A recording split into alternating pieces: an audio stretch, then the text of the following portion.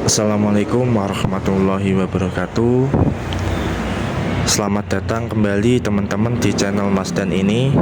Pada video kali ini saya akan sedikit membagikan pengetahuan tentang bagaimana cara jualan pertama kali langsung laris. Oke teman-teman, sebenarnya cara usaha kuliner itu ada beberapa ya teman-teman. Jadi kadang para pemula itu usaha kuliner itu banyak yang gagal karena menurut saya ya itu tidak diriset terlebih dahulu. Contohnya saya dulu ya teman-teman.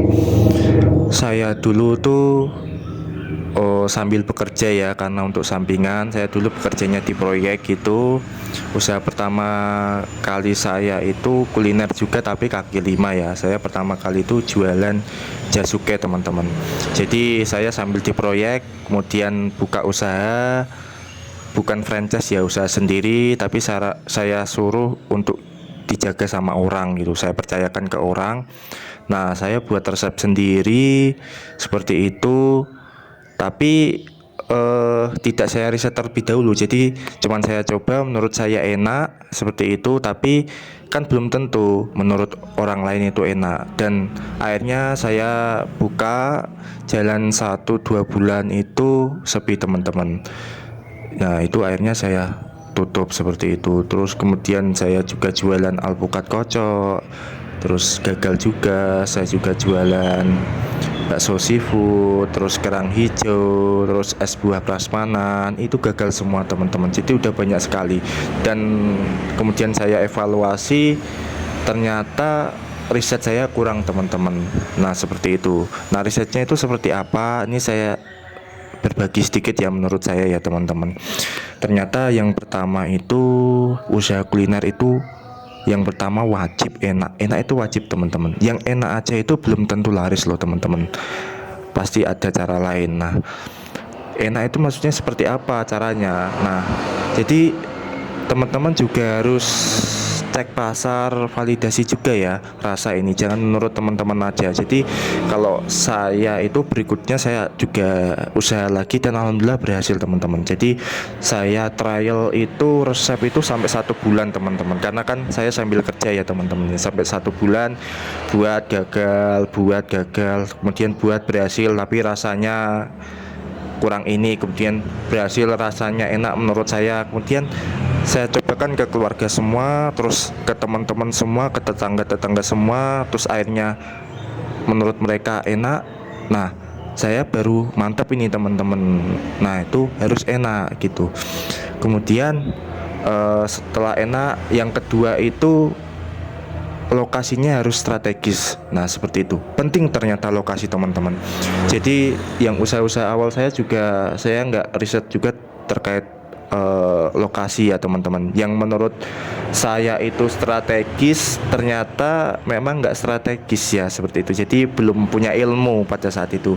Nah yang strategis itu biasanya itu cepet, kalau misalkan disewain nih tempatnya itu cepet laku ya teman-teman ya. Kalau saya dulu enggak, saya kira itu strategis. Tempat ini saya survei, kemudian 1 minggu, 2 minggu, 3 minggu kemudian kok masih belum ada yang nyewa. Padahal menurut saya strategis, akhirnya saya sewa dan ternyata memang enggak strategis ya teman-teman. Nah hati-hati ya yang seperti itu ya. Belum tentu menurut teman-teman strategis itu lokasi yang strategis itu loh. Yang jelas lokasi yang strategis itu paling gampangnya gini teman-teman. Di situ ada orang yang sudah jualan di area situ dan laku gitu loh teman-teman. Sampean tanya aja. Syukur-syukur kalau tanya terkait omset, dia ngasih tahu. Nah itu bagus nih kalau omsetnya masuk, terus teman-teman masuk jualan di situ. Nah itu bagus tuh. Pokoknya lihat dulu di situ ada orang jualan enggak. Kalau ada di situ rame enggak, terus kalangannya apa. Nah itu harus tahu teman-teman ya seperti itu. Kemudian selanjutnya itu harus ada ciri khasnya teman-teman. Nah itu selain enak itu harus ada ciri khasnya teman-teman. Kenapa?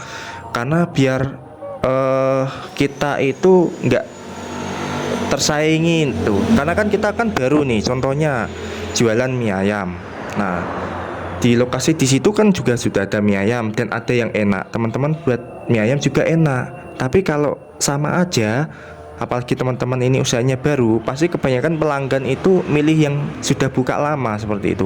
Tapi kalau di mie ayam teman-teman ini punya ciri khas dan enak dan punya ciri khas, nah itu nanti akan ada pelanggan tersendiri teman-teman, dan insya Allah bisa jalan. Jadi harus punya ciri khas seperti itu.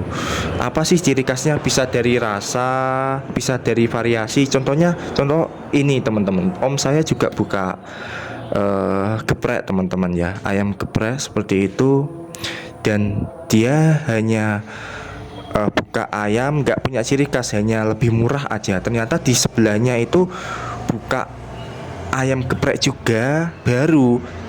Nah sebelumnya ini di om saya ini udah jalan 2 bulan ramai teman-teman. Terus kemudian ada kompetitor dekat situ buka, harganya lebih mahal sedikit di situ, tapi dia punya ciri khas. Ciri khasnya ternyata sambelnya banyak teman-teman. Jadi kalau di om saya itu hanya sambal geprek biasa, namanya sambal bawang itu ya. Kalau di kompetitor itu dia ada sambal hijau, ada sambal bawang, ada sambal tomat, ada sambal mata seperti itu. Dan ternyata yang menang adalah kompetitor yang baru yang punya ciri khas itu teman-teman. Jadi contohnya seperti itu, karena kan ya dia bervariasi ya. Nah contoh ciri khas itu seperti itu. Jadi dari rasanya itu ya dari variasinya. Nah harus punya ciri khas. Jadi pelanggan itu bisa loyal ke teman-teman. Jadi ketika ada kompetitor itu pelanggan nggak lari karena Anda sendiri punya ciri khas seperti itu. Kemudian selanjutnya itu terkait dengan pelayanan. Ini penting. Jadi usaha saya ini sudah ada beberapa cabang teman-teman, dan ya gitu ternyata ada masalah terkait pelayanan. Terus kemudian ada beberapa cabang yang sepi setelah saya ganti orang gitu kan, ternyata pelayanannya kurang bagus teman-teman.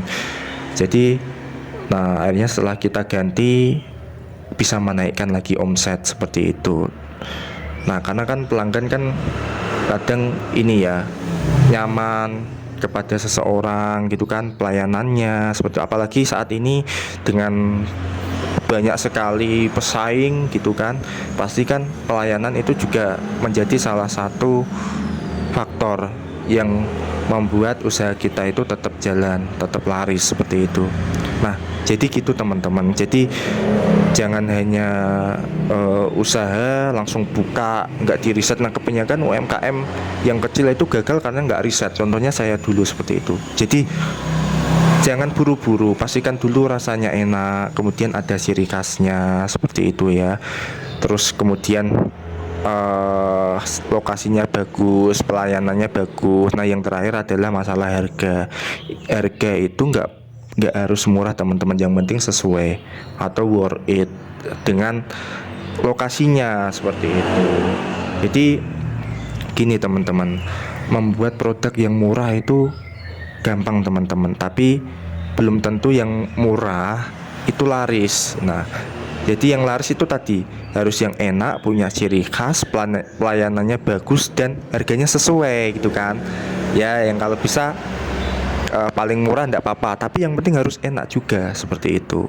Nah itu teman-teman yang harus diperhatikan sebelum teman-teman buka usaha kuliner ya. Jadi jangan sembarangan buka ya, itu tadi ya, rasanya harus enak, punya ciri khas, harganya terjangkau, kemudian lokasinya bagus, pelayanannya bagus seperti itu. Nah kalau sudah seperti itu, insya Allah kedepannya usaha teman-teman akan laris manis, insya Allah ya. Ini sudah saya buktikan seperti itu. Mungkin itu saja ya teman-teman yang bisa saya sampaikan. Semoga video ini bermanfaat buat teman-teman yang sudah buka usaha atau baru mau mulai buka usaha kuliner.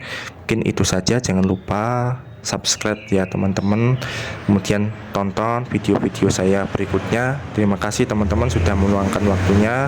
Saya akhiri, assalamualaikum warahmatullahi wabarakatuh.